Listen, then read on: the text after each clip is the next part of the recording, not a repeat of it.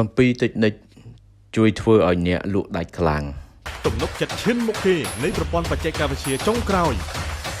នាំមកជូនដោយ BZ Advisor នាំគ្នាសំលៀងជំនាញលក់ខ្លួនឯងខាងក្រោមនេះជាតិចនិចទាំង7ជួយទាំងអស់គ្នាលក់ដាច់ខ្លាំងតិចនិចទី1មុនលក់ផលិតផលលក់ខ្លួនឯងសិនតិចនិចទី2ដើម្បីឲ្យលក់ដាច់ខ្លាំងកុំរត់តាមមេអំបៅខំកសាងសួនវិញតិចនិចល្អបំផុតទី3ធ្វើជាកំពូលអ្នកលក់កុំធ្វើជាអ្នកលក់ធម្មតាតិចនិចទី4ដើម្បីជួយឲ្យទាំងអស់គ្នាលក់ដាច់ខ្លាំងគឺត្រូវចេះក្បួនធ្វើឲ្យភ្ញៀវចាប់អារម្មណ៍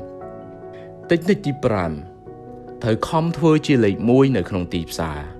តិចនិចទី6ដើម្បីឲ្យទាំងអស់គ្នាលក់ដាច់ខ្លាំងគឺកសាងបណ្ដាញសង្គមទាំងពីរដំបូងមានតិចនិចទី7នេះគឺថា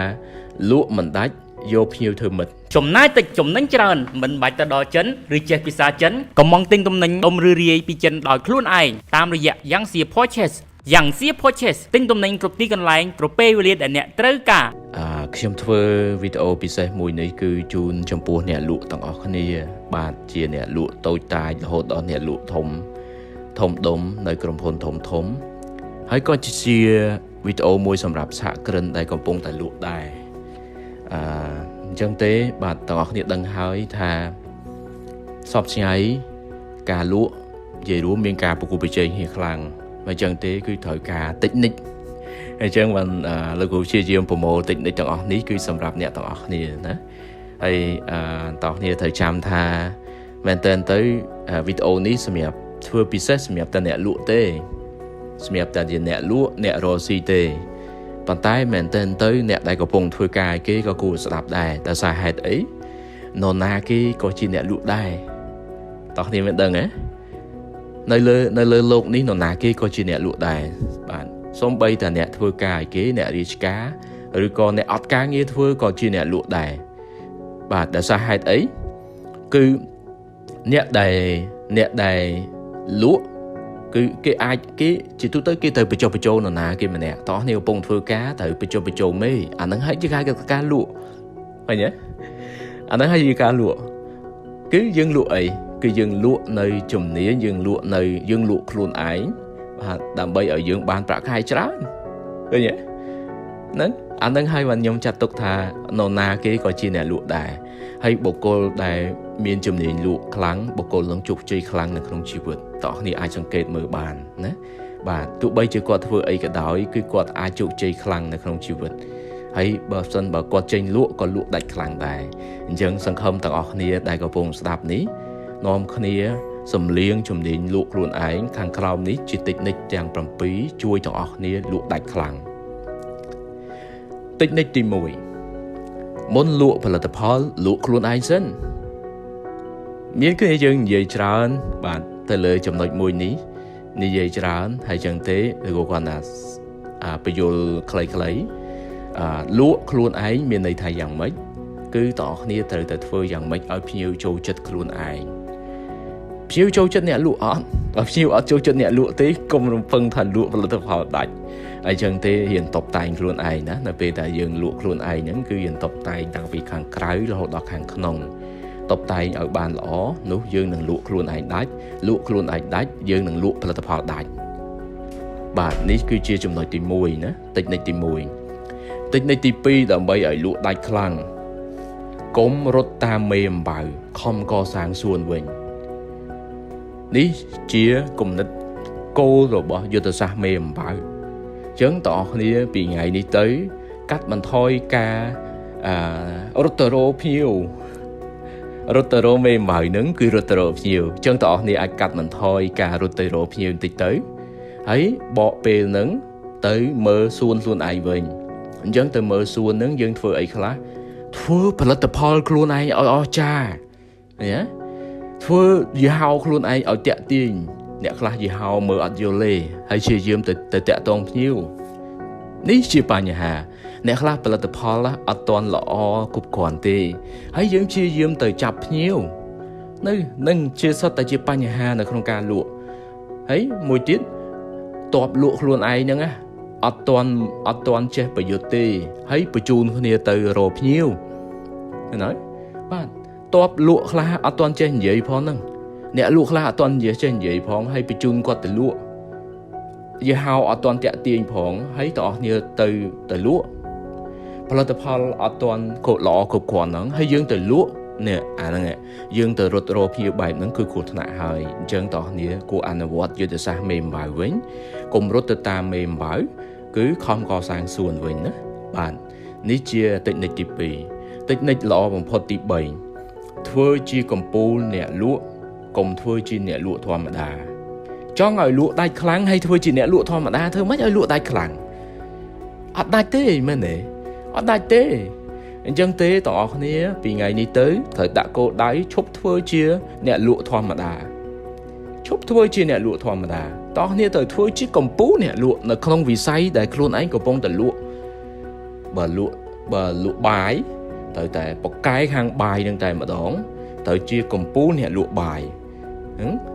បើអ្នកលក់កាហ្វេត្រូវធ្វើជាកំពូលអ្នកលក់កាហ្វេបើកំពុងលក់លេត្រូវធ្វើជាកំពូលអ្នកលក់លេអត់ធ្វើជាអ្នកលក់ធម្មតាទេតោះនេះធ្វើអ្នកលក់ធម្មតាគឺយើងលទ្ធផលមកការលក់ហ្នឹងវាធម្មតាហើយវាអត់ដាច់ខ្លាំងទេអញ្ចឹងតោះនេះធ្វើយ៉ាងម៉េចទៅជាកំពូលអ្នកលក់ណាជួបភ្ញៀវឲ្យខ្លាំងជាងមុនជំនាញនិយាយឲ្យខ្លាំងជាងមុនលើសពីអ្នកលក់ធម្មតា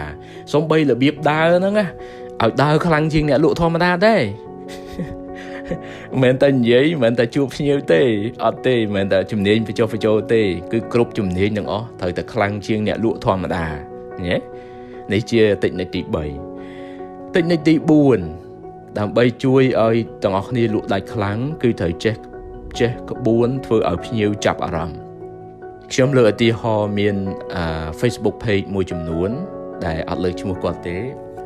គាត់ព្យាយាមគាត់ឆ្លាតមែនទែនគាត់ចេះប្រើក្បួនដែលគាត់ធ្វើវីដេអូប្លែកដើម្បីចាប់អារម្មណ៍គេឃើញទេអ្នកខ្លះធ្វើលក្ខណៈជាមនុស្សធម៌ទៅជួយអ្នកដែលក្រីក្រទៅជួយអ្នកដែលខ្វះខាតច្រើនហើយជួយទៅវាធ្វើឲ្យអ្នកមើលគាត់មើលហើយគាត់រំភើបឃើញទេនឹងហើយជាអារម្មណ៍មែនទេបាទអញ្ចឹងជាអ្នកលក់ប៉ាកែទាំងអស់គ្នាត្រូវតែចេះក្បួនធ្វើឲ្យភ្ញៀវចាប់អារម្មណ៍នេះជាចំណុចសំខាន់មែនទែនហើយដើម្បីចាប់អារម្មណ៍បានទាំងអស់គ្នាត្រូវតែចេះបង្កើតអារម្មណ៍ចេះលក់អារម្មណ៍នៅទាំងអស់គ្នាចេះលក់អារម្មណ៍នៅបាទអញ្ចឹងសិភៅលក់អារម្មណ៍ដែលលោកគ្រូចេញមកហ្នឹងនាំគ្នាអានផងណាមានលក់នៅតាមបណ្ណាគារសម្រាប់អ្នកដែលអត់ទាន់ចេះលក់អារម្មណ៍ទេសិភៅមួយក្បាលនេះមានលក់នៅតាមបណ្ណាគារតម្លៃវា$15បើទាំងអស់គ្នារកអត់ឃើញទេអាចទៅលាក់លេខទូរស័ព្ទមួយមកក្រុមការងារនឹងតាក់ទងទៅណាបាទនេះជាដំបូងជាតិចនិចល្អបំផុតទី4ជួយលោកអ្នកលក់ដាច់តិចនិចទី5ត្រូវខំធ្វើជាលេខ1នៅក្នុងទីផ្សារទាំងសេវាកម្មទាំងផលិតផលទាំងការដឹកជញ្ជូនត្រូវតែលេខ1តោះនេះត្រូវចាំណា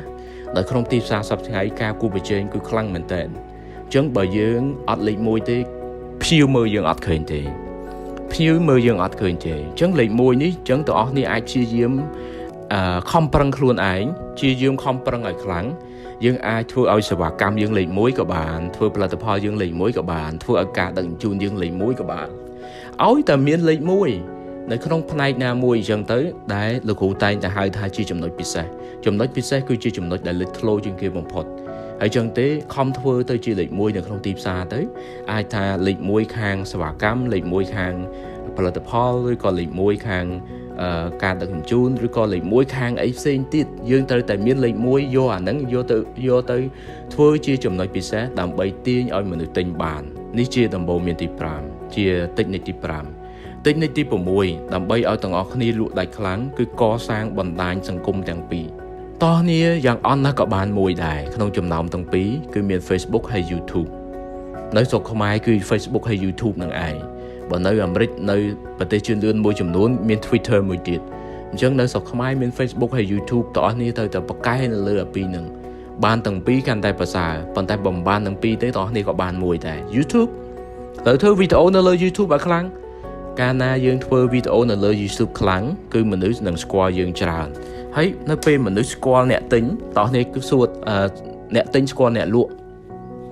តើយើងងាយស្រួលលក់ទេងាយស្រួលឃើញទេអញ្ចឹងអ្នកខ្លះគេលក់ដាច់ខ្លាំងដោយសារហេតុអីគឺគេមានគេស្គាល់ច្រើនណាអ្នកដែលល្បីគឺគាត់លក់ដាច់ខ្លាំងឃើញទេហើយចឹងទេមានគេស្គាល់ច្រើនអញ្ចឹងតោះនេះគួរតែនាំនេះកសាងបណ្ដាញសង្គមទាំងពីរនឹងដែរណាបាទតិចនិចចុងក្រោយខ្ញុំធ្លាប់យកតិចនិចទី7នេះយកទៅអនុវត្ត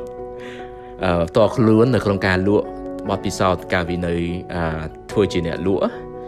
អញ្ចឹងដំបូងមានតិចនិចទី7នេះគឺថាលក់មិនដាច់យកភ្ញៀវធ្វើមិត្តតោះនេះឆ្ងល់ហេតុអីចាំបាច់ត្រូវយកភ្ញៀវធ្វើមិត្តលោកគ្រូលក់មិនដាច់ឲ្យភ្ញៀវទៅហេតុអីចាំបាច់ត្រូវយកភ្ញៀវធ្វើមិត្តហើយមានពេលណាទៅកសាងមិត្តមួយគាត់តោះគ្នាអត់តន់យល់ថាមិត្តច្រើនណាកាលណាយើងមានមិត្តច្រើនយើងមិនស្គាល់ចិត្តគេច្រើនមែនទេអញ្ចឹងបើយើងមានមិត្តច្រើនយើងមិនស្គាល់ចិត្តគេច្រើនហើយបើមិត្តនឹងជាភ្ញៀវយើងនឹងស្គាល់ចិត្តភ្ញៀវច្រើនហើយអ្នកដែលស្គាល់ចិត្តភ្ញៀវច្រើននឹងហើយគឺជាអ្នកដែលលក់ដាច់បំផុតហើយនៅអញ្ចឹងពីថ្ងៃនេះទៅនៅពេលដែលភ្ញៀវអត់ទិញកុំខឹងភ្ញៀវហើយកុំឲ្យគាត់រត់រួចទាំងអស់គ្នាត្រូវតែយកគាត់ធ្វើជាមិត្តឃើញទេអញ្ចឹងសង្ឃឹមថាតិចនិចទាំង7នេះនឹងជួយឲ្យទាំងអស់គ្នាលក់ដាច់ខ្លាំងហើយនាំគ្នាអនុវត្តណាតិចនិចទាំង7នេះគឺត្រូវការអ្នកទាំងអស់គ្នាអនុវត្តទៅទាំងអស់គ្នានឹងឃើញផ្លែផ្កាមកហើយគ្រាន់តែថាជួនកាលទៅគំនិតមួយវាមិនអាចអនុវត្តភ្លាមវាជោគជ័យភ្លាមទេគឺដោយសារហេតុអីដោយសារអ្នកទាំងអស់គ្នាធ្វើវាអត់ទាន់ត្រូវអញ្ចឹងទេសូមមេត្តាមានភាពអត់ធ្មត់ខ្លះនៅក្នុងការប្រើគំនិតថ្មីបាទអញ្ចឹងតិចនិចទាំង7នេះវានឹងជួយឲ្យទាំងអស់គ្នាលក់ដាច់ខ្លាំងនាំគ្នាសាកដោយភាពអត់ធ្មត់បំផុតនៅមានចម្ងល់តាក់ទងមួយការលក់ទាំងអស់គ្នាអាចសួរលោកគ្រូបាននៅក្នុងវីដេអូនេះឬក៏ទាំងអស់គ្នាត្រូវការជំនួយបន្ថែមអាចតាក់ទងទៅហាង J24 បានណាចូល like page Facebook របស់ពួកគាត់ម្នាក់មួយទៅហើយនៅលើ YouTube វីដេអូលក់របស់លោកគ្រូទាំងអស់មាននៅលើ YouTube របស់ហាង J24 អរគុណច្រើនហេសួស្ដីខ្ញុំបាទស៊ីដេតអ្នកប្រកាសជាគិតថាខ្ញុំសង្ហាហើយនឹងរីរាយខ្លាំងណាស់ពិតប្រកបហើយប៉ុន្តែពេលមុនខ្ញុំមានបញ្ហាជាច្រើននៅលើអាជីវកម្មរបស់ខ្ញុំទំនិញចេញនឹងចូលច្រើនជារៀងរាល់ថ្ងៃទោះបីជាបុគ្គលិករបស់ខ្ញុំច្រើនក៏ការគ្រប់គ្រងរបស់ខ្ញុំនៅតែមិនមានប្រសិទ្ធភាពពេលខ្លះទំនិញក៏បាត់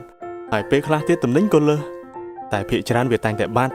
មូលហេតុនេះហើយដែលធ្វើឲ្យខ្ញុំមានភាពស្មុគស្មាញខ្លាំងណាស់នេះគ្រាន់តែជាបញ្ហាមួយផ្នែកនៃអាជីវកម្មរបស់ខ្ញុំអ្វីដែលជាបញ្ហាធំគឺតាក់ទងនឹងការគ្រប់គ្រងចំណូលចំណាយមិនច្បាស់លាស់ចំណុចដែលសំខាន់មួយទៀតនោះគឺបំណុលអតិថិជនរបស់ខ្ញុំគឺមានចំនួនច្រើនវាតែងតែធ្វើឲ្យខ្ញុំមានការភ័ន្តច្រឡំជាញឹកញាប់ហើយពេលខ្លះវាធ្វើឲ្យខ្ញុំមិនមានប្រាក់គ្រប់គ្រាន់ដើម្បីទិញទំនិញទុកសម្រាប់លក់បញ្ហាទាំងអស់នេះធ្វើឲ្យខ្ញុំពិបាកចិត្តខ្លាំងណាស់អ្នកប្រកាសជាឆ្ងល់ហើយមែនទេតើអ្វីដែលធ្វើឲ្យខ្ញុំរីករាយនៅពេលនេះនៅពីក្រោយចម្លើយនេះគឺខ្ញុំបានប្រើប្រាស់ជាមួយកម្មវិធីគ្រប់គ្រងតាមប្រព័ន្ធកុំព្យូទ័រ Easy Inventory and Accounting Management System វាពិតជាធ្វើឲ្យអាជីវកម្មរបស់ខ្ញុំមានការរីកចម្រើនខ្លាំងណាស់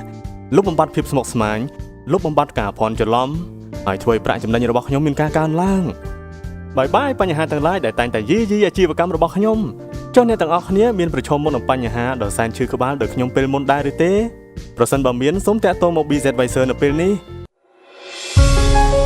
BZ Advisor Simplify your business